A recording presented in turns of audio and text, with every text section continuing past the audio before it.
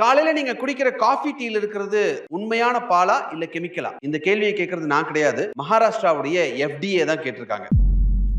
மகாராஷ்டிரால இப்போ ஒரு பெரிய ஸ்கேண்டல் கண்டுபிடிச்சிருக்காங்க. FDA என்ன சொல்லியிருக்காங்கன்னா, ஒரு ரெய்ட் நடத்தியிருக்கோம். அதுல மகாராஷ்டிரால குறிப்பிட்ட 5 மாவட்டங்கள்ல கெமிக்கல் அதிகமா கலக்கப்பட்ட பால் அப்படின்ற பேர்ல கெமிக்கல் விற்பனை செய்யப்படுது. அதாவது அந்த பால்ல என்ன மிக்ஸ் பண்ணியிருக்காங்க அப்படின்னா, ரொம்ப மட்டமான ஸ்கிம்டு மில்க் பவுடர், வே பவுடர், பிரேமேட் பவுடர் அப்படின்னு ஒரு பவுடர் மிக்ஸ் பண்றாங்க. எமல்சிஃபையர் இது இண்டஸ்ட்ரியல் கெமிக்கல் ஃபுட்ல யூஸ் பண்ணாலும் பால்ல யூஸ் பண்றாங்க. பாம் ஆயில் யூஸ் பண்றாங்க. அது மட்டும் இல்லாம ஷாம்பு, டிடர்ஜென்ட் எல்லாம் கூட பால்ல மிக்ஸ் பண்றாங்க அப்படின்றத கண்டுபிடிச்சிருக்காங்க. இந்த எமல்சிஃபையர் எதுக்கு யூஸ் பண்ணியிருக்காங்க அப்படின்னா, எண்ணெயும் தண்ணியும் பிரியாம பால் மாதிரி ஒட்டியே இருக்கணும் அப்படின்றதுக்காக இந்த எமல்சிஃபையரை பால்ல யூஸ் பண்றாங்கன்னு சொல்றாங்க. டிடர்ஜென்ட் அந்த பாலுக்குரிய நுரையும் அந்த வெண்மை, அதாவது அந்த ஒயிட்னஸ் வரணும் அப்படிங்கிறதுக்காக டிடர்ஜென்ட் யூஸ் பண்றதா சொல்லியிருக்காங்க. பால்ல ஃபேட் கண்டென்ட் இருக்குல்ல, அந்த ஃபேட் கண்டென்ட் கரெக்டா இருக்கிறதுக்காக பாம் ஆயில மிக்ஸ் பண்றாங்க.